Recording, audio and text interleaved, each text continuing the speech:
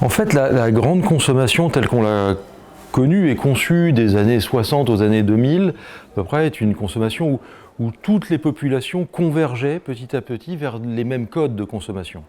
Donc, ce qui est en train de se passer, c'est que les groupes sociaux aujourd'hui se séparent en ayant chacun des orientations affinitaires très différentes.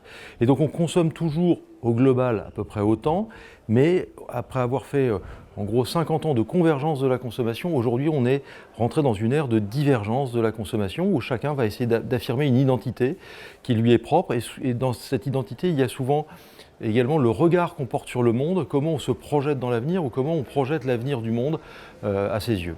Et c'est ça qui fait qu'on a une forme de fragmentation de la consommation comme on a une fragmentation de la société.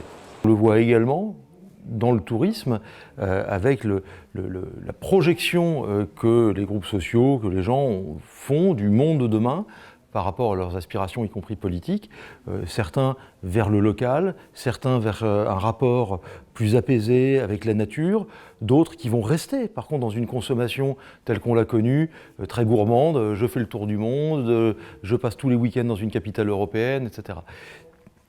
Donc il n'y a pas de fin de la consommation, il y a simplement la fin de ce bloc de plus en plus uniforme qui est en train de s'éclater, mais finalement, et malheureusement, comme la société, qui est de plus en plus antagoniste. Le tourisme de masse est quelque chose qui est beaucoup évoqué, beaucoup questionné. Je ne sais pas si c'est la fin du tourisme de masse.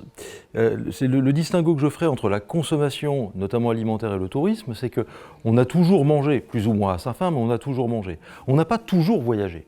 Et donc le tourisme de masse, c'était surtout l'accession, dans les pays européens, en France, mais dans le monde, l'accession d'une classe moyenne de plus en plus importante vers le tourisme, vers le voyage.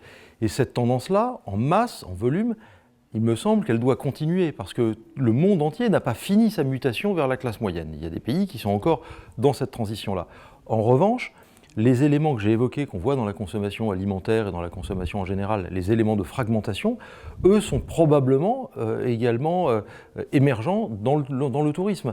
On le voit bien d'ailleurs, même politiquement encore, les mouvements par exemple en Suède qui condamnaient l'avion, ou l'émergence de façon plus forte du tourisme local, sont des choses qui montrent que tout le monde n'a pas en tête de passer ses week-ends à Barcelone, de faire Venise, le Taj Mahal et le Temple d'Or à Kyoto. Il y a d'autres aspirations qui émergent et qui ne sont plus nécessairement mainstream dans le tourisme aussi.